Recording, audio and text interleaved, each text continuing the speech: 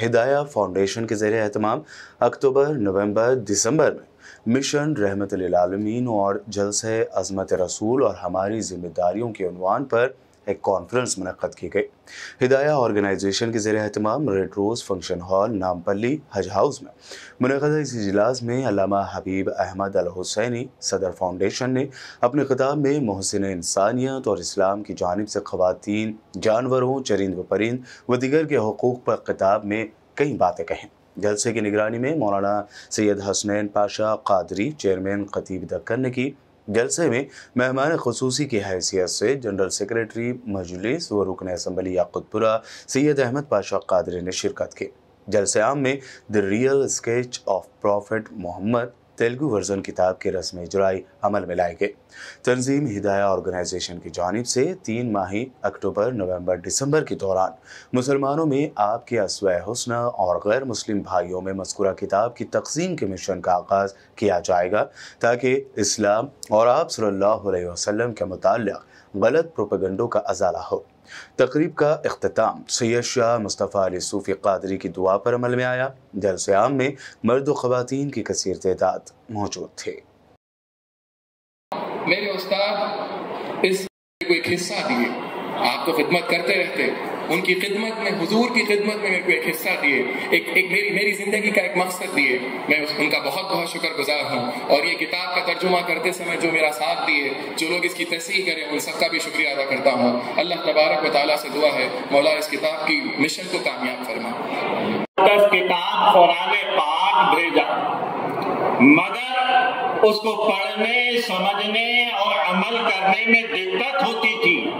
قرآن پاک کی زندہ تصویر آقا مدینہ راحت قلب و سینہ حضور احمد مجتبی محمد رسول اللہ صلی اللہ تعالی علیہ وسلم کو ہمارے لیے ایک اچھا نمونہ بنا کر بھیجا۔ اگر چلو گے تو قرآن پر بھی عمل ہوگا اور خدا کے حسب منشا بھی ہو جاؤ گے۔ اسی لیے آقا دو جہاں صلی اللہ تعالی علیہ وسلم کو ہمارے لیے ایک اچھا نمونہ بنا کر بھیجا کہ لقد جاءکم رسول، ایسا عظیم الشان رسول ہمارے پاس آ گیا ہے۔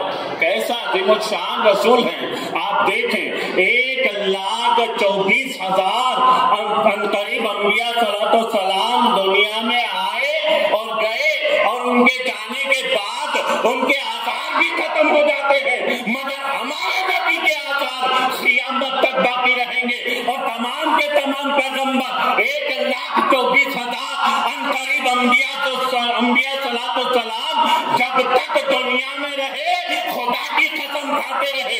حضرت آدم خدا کی قسم کھاتے تھے، حضرت نوح خدا کی قسم، حضرت زکریا خدا کی قسم، حضرت یحییٰ خدا کی قسم، حضرت ابراہیم خدا کی قسم، حضرت اسماعیل خدا کی قسم، حضرت موسیٰ خدا کی قسم، حضرت عیسیٰ خدا کی قسم، تمام کے تمام پیغمبر دنیا میں جب تک رہے خدا کی قسم کھاتے رہے، مگر ہمارے نبی کی قسم خود خدا کھا رہا ہے۔ عطا کروں گا ان افراد کے لیے، کون افراد کے لیے؟ اے اللہ جن کے سجدے طویل ہوں گے، ان افراد کے لیے۔ اے اللہ جو صبح و شام تجھے پکارتے ہیں۔ جب اللہ تبارک و تعالی نے اپنے رحمت کی وسعت کی بات کی ہے کہ میری رحمت سے بڑھ کر کوئی چیز نہیں، تو وہاں پر اس رحمت کو پانے کا ضابطہ نہ نماز بتایا ہے، نہ روزہ بتایا۔ اگر ضابطہ بتایا ہے تو فرمایا کہ میرے محبوب، میرے مصطفیٰ کے قدموں سے لپٹ جاؤ، جو ان کی راہ میں چلے گا وہ میری رحمت کو پائے گا۔ وَرَحْمَتِي وَسِعَتْ كُلَّ شَيْءٍ، اوپر آیت میں اللہ تعالیٰ بیان فرمایا میری رحمت سب سے بڑھ کر ہے، میری رحمت سب سے بڑھ کر ہے۔ وہ کس کو ملے گی؟ آگے بیان فرماتا ہے الَّذِينَ يَتَّبِعُونَ الرَّسُولَ النَّبِيَّ، اے اللہ کیسے رسول؟ اے اللہ، اب اللہ تبارک و تعالیٰ، یہ آیت میں پڑھ رہا ہوں آج سورہ اعراف آیت نمبر 157، سورہ اعراف آیت نمبر 157 میں اللہ تبارک و تعالیٰ، اگر میں بلا مبالغہ اگر کہوں، کوئی مبالغہ نہیں کر رہا ہوں، اگر کہوں تو یہ بالکل جا وجہ ہوگا کہ یہاں پر اللہ تبارک و تعالیٰ اپنے محبوب ہمارے آقا سیدنا محمد رسول اللہ صلی اللہ علیہ وآلہ وسلم کی شان میں قصیدہ پڑھ رہا ہے۔ یہ آیت پوری کی پوری ایک قصیدہ ہے جس میں اس قصیدے کے اندر عظمت مصطفیٰ بھی بیان کیا، احسانات گنایا، یہاں پر آپ کی نورانیت اور روحانیت کی عظمتیں نہیں بتایا، یہاں پر بتایا گیا کہ اے انسانوں اتباع کرو، پیچھے چلو، مانو، کلمہ پڑھو اس رسول کا جو اس طرح ہے۔ کیسے ہیں یہ رسول؟ فرمایا الرسول النبی، سب سے پہلے یہ ہے کہ یہ رسول کیا ہے؟ یہ نبی ہے۔ ابھی آپ ڈاکٹر صاحب سید علیم اشرف جائزی صاحب دامت برکاتہم کا خطاب سن رہے تھے کہ نبی کس کو کہتے ہیں؟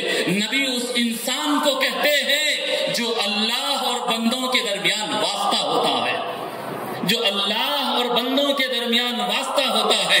جب اللہ تبارک و تعالی اپنے بندوں کو کچھ عطا کرنا چاہے، کچھ دینا چاہے، کچھ پہنچانا چاہے، اللہ تبارک و تعالی وہ بیان، وہ حکم اپنے محبوب نبی کو دیتا ہے اور وہ نبی بندوں کو پہنچاتا ہے۔ یہ اللہ تبارک و تعالیٰ کے پاس سے آنے والے عطاؤں کا مرکزی ذریعہ نبی ہے۔ النبی، کون سے نبی؟ الأمی، الذین یتبعون الرسول النبی الأمی۔ امی کا مطلب کیا ہوتا ہے؟ امی کا مطلب تو بڑا مشہور ہے، ام تو کہتے ہیں، دو معنی استعمال میں، ایک تو ماں کو کہتے ہیں اور ایک تو کہیں گے ام تو ماں کو کہتے ہیں، امی مطلب میرا ماں بھی، میری ماں بھی ہو سکتا ہے، ایک عام ذہن کے حساب سے بتا رہا ہوں۔ اور کیا کہتے ہیں امی، عرب میں بڑی مشہور بات ہے، امی کہتے ہیں جس کو لکھنا پڑھنا نہیں آتا ہے، لٹریٹ ہو یا جس کو کوئی کسی کے پاس سیکھا نہیں، جیسے ماں کے پیٹ سے پیدا ہوا ویسا ہی ہے، وہ پڑھنا لکھنا سیکھا نہیں۔ تو یہاں پر تو اللہ تبارک و تعالیٰ اپنے محبوب کی عظمت بیان کر رہا ہے، تو یہاں پر الامی کا معنی کیا ہے؟